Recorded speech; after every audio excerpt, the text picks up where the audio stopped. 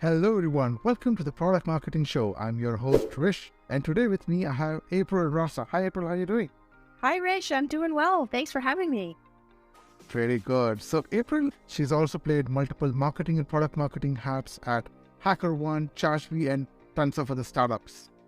So April, we're going to talk today about how to build a marketing function. I mean, a lot of founders, they think that, hey, should I first hire a content guy, or should I think about product marketing in a more strategic way, or when should I talk about partnership? Before we jump in there, I'd really like to shout out for our sponsors, Content Beta. Content Beta is a video and a design service for B2B SaaS, easily scaled product marketing and enablement content with an extension of a design team. So April, let's start. Can you take us through your journey? How did you land into product marketing? Sure. Yeah, absolutely. When I first started my career, I was actually on the services side. So I started in advertising in Chicago at Leo Burnett, and then I transitioned into communications and public relations at Edelman Worldwide here in the Bay Area.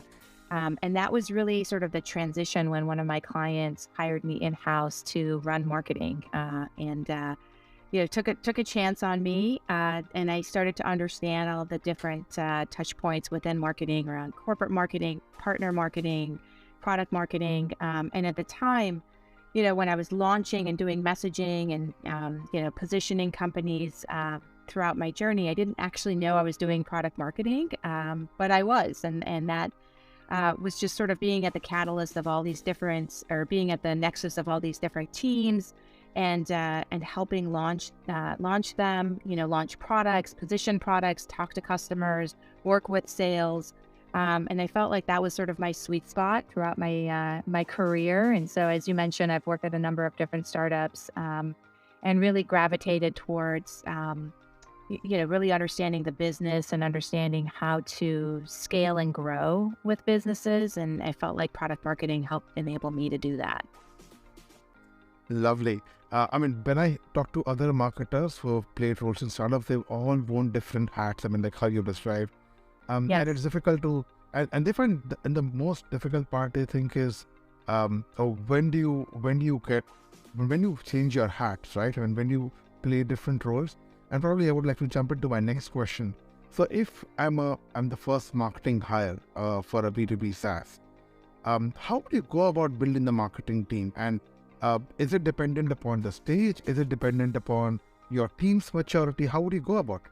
Yeah, it's a great question. I think it is really, I think the way to think about it, as you're kind of building your marketing team is really within the stage of the company that you're joining. There are a lot of considerations to think about.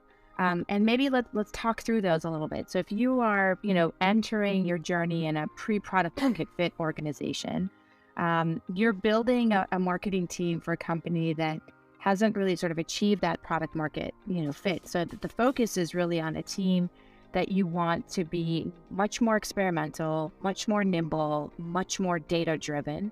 And so you want to hire individuals that are rooted in, data, that are rooted in understanding customer insights, that are, understand sort of the growth levers of the business. And so you're geared towards identifying and validating, the target market, you're building that awareness. You want to drive that user acquisition because you want to get to that repeatability. And so that's kind of the lens that I would look at when you're kind of in the pre-product market fit lens. Now, if you go into much more nuance, like say you're joining a PLG company, the focus on your marketing efforts is really around that overall product experience that drives that user, adoption and expansion. So you want to hire individuals with experience in, obviously product marketing, because they're going to look at the sort of the end-to-end growth marketing, user acquisition, building the right content across the journey. So a content marketer that's thinking both in terms of the content strategy as well as sort of how do I build the right content levers. Your marketing team should really obviously be working very closely with your product team in terms of ensuring that overall product experience that aligns with your growth strategy. And so you gotta have some of those leaders and folks that are data driven. They're looking at the metrics. They're understanding where the levers are to measure the success of your efforts. And then let's move into, the product market fit. So say you work at an organization or you have an opportunity to work where they've achieved product market fit. Your marketing efforts now shift towards, driving user engagement, retention, expansion. So you want to hire individuals with experience in customer experience or customer marketing, life cycle marketing, that customer insights and product marketing lens, and then obviously building that funnel and making sure that flywheel is repeatable. You want to build relationships with your users. You want to drive that adoption of those new features and capabilities that are coming out to the marketplace. And then you want to start to build either community advocates, if it's a community-led base, or customer advocates. So there's a balance of kind of looking for individuals that can think at the highest level strategically, but then can connect the dots and build programs that drive that customer value long-term. Interesting. What I hear is you're saying at an early stage you need a generalist, somebody who could play multiple roles, experiment. That's right. At a later stage you need a specialist. That's right. Is that? That's it. Yep. That's right. Have you seen generalists? So, as a marketer, if I've joined a company at an early stage, as a marketer, how do I grow from becoming a generalist to a more specialist role? Yeah.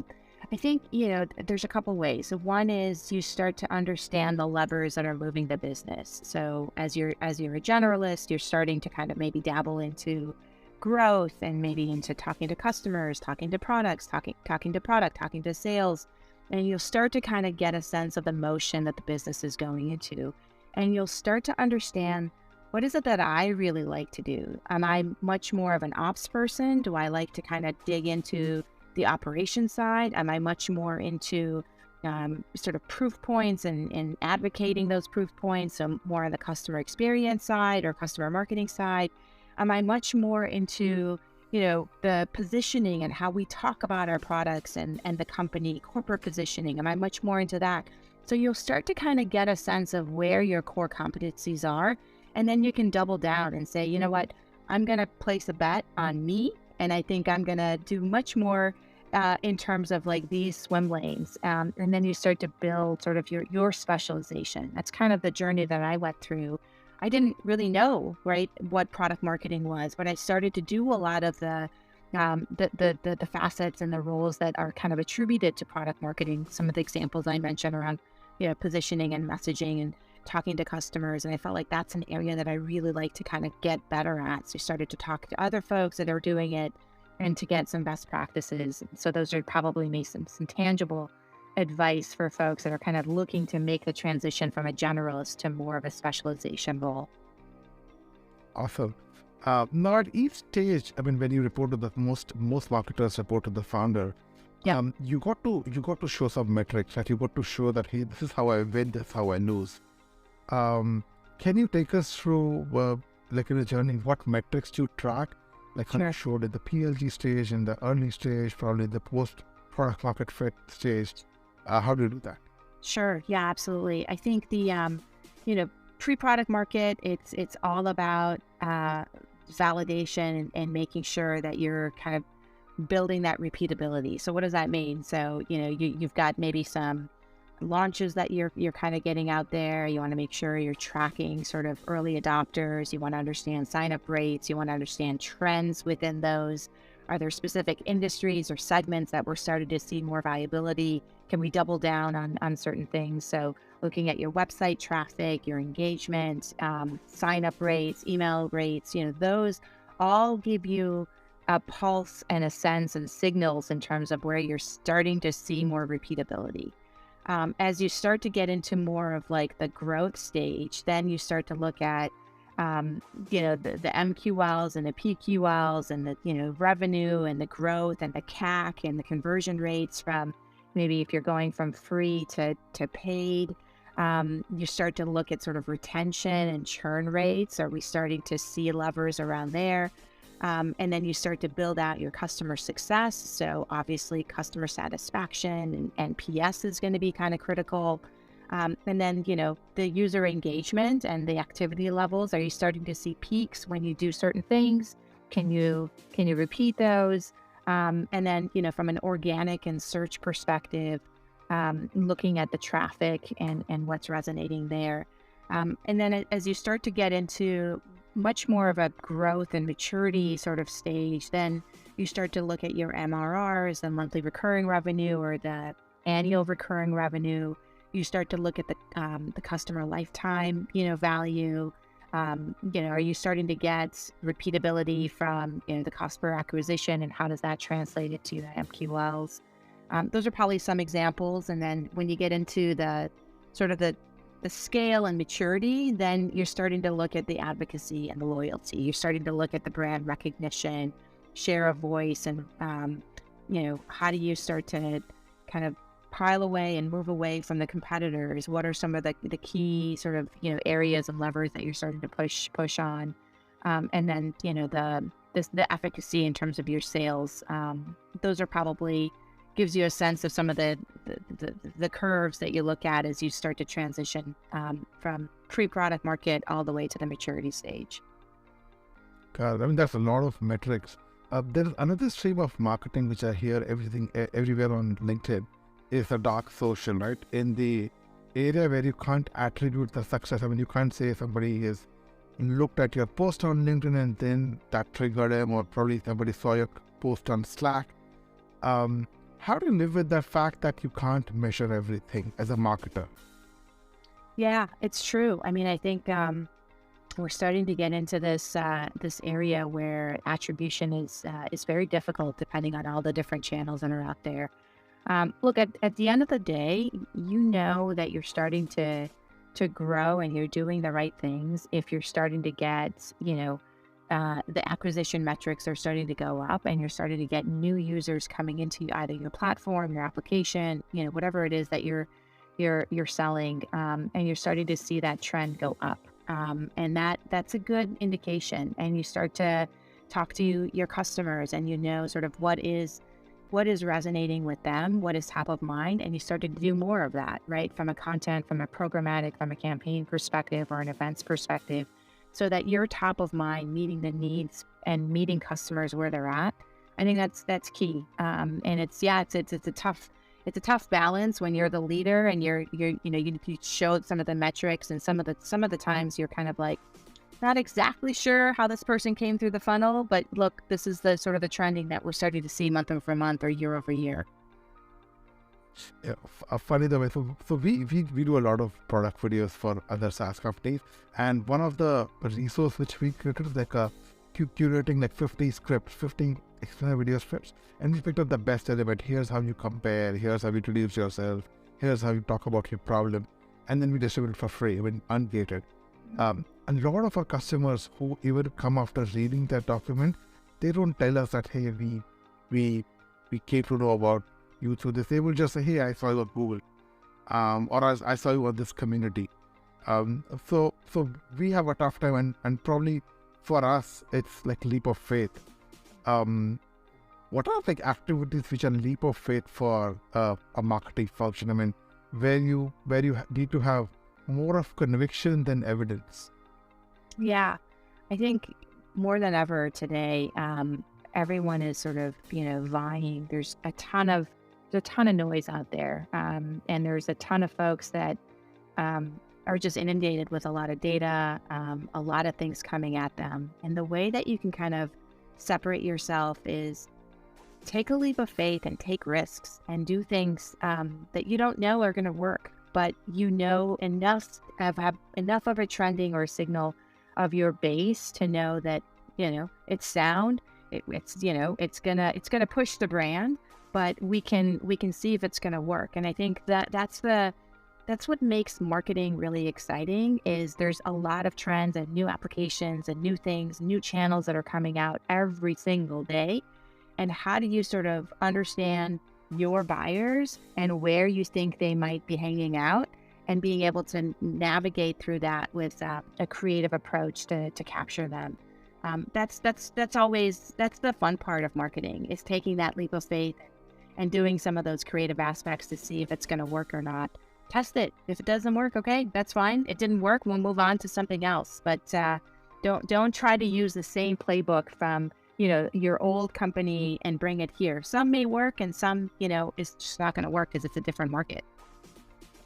I think that bringing somebody else's playbook into your thing is quite trending. I mean, I see, here's how Calendly acquired 1,000 users. Maybe you could just copy paste that playbook and it most likely it won't work, because Calendly would have used it in a different situation and different market, different campaign.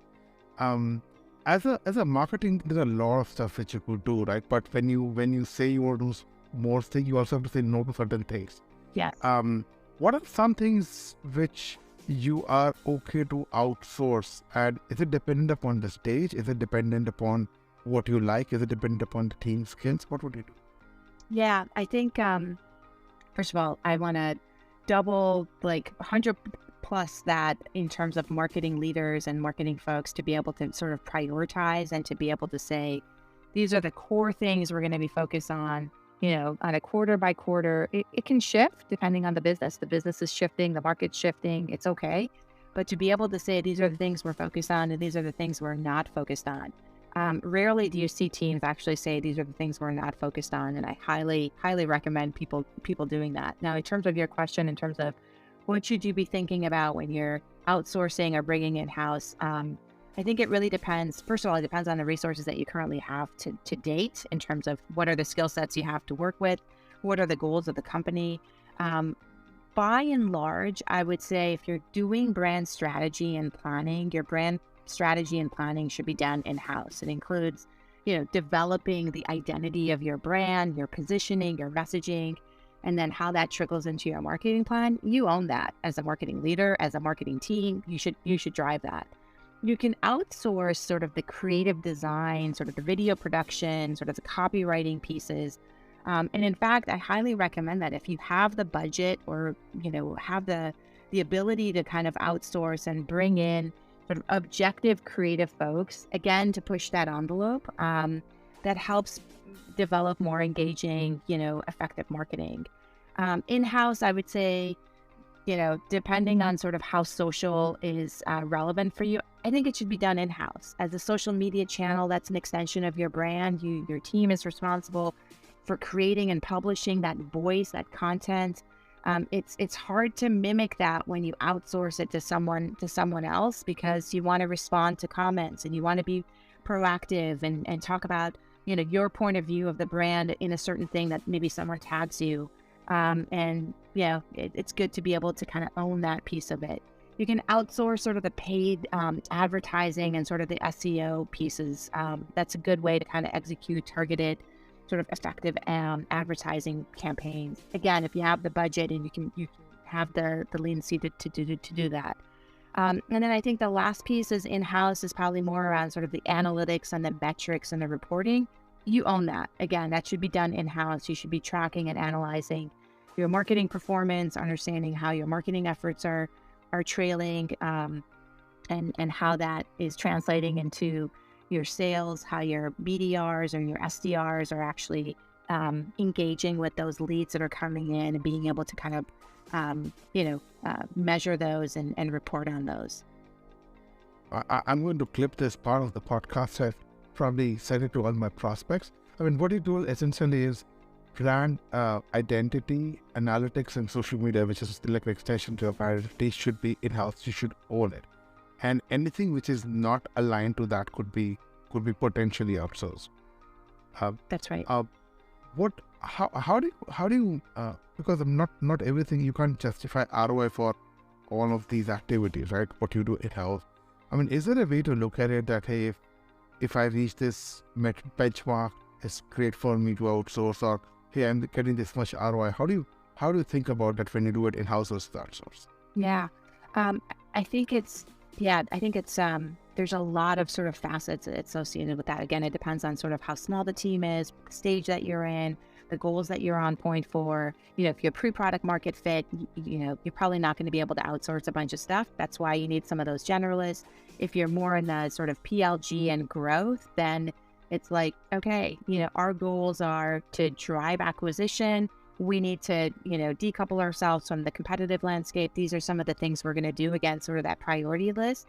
And then being able to say, if we're going to drive this marketing campaign, we can do it, but we need resources on this end. So I would be very methodical in terms of like the key areas and goals that you're focused on, and then mapping those out and saying, we can achieve X, whatever that X is. If it's user acquisition, it's building, a competitive mode, it depends on sort of where you are in the cycle. And then being able to say, we can achieve this in a 3-month cycle. I would time bond it. And I would say, these are the goals. These are the things that we're going to hold, if it's a freelancer or an agency, accountable for. And we'll come back with some of those results so that there's very specific lineage between sort of what you're measuring and what success looks like. Awesome.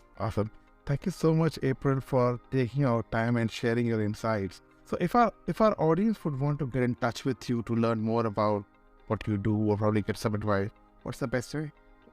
Yes, you can reach me on LinkedIn, April Rassa. I'm accessible there. I check messages, so would love to network with folks, and always there to help. So reach out to me. Thank you so much, April, for taking our time. Really appreciate it. Thanks, Rich. Thanks for having me. It was great to connect.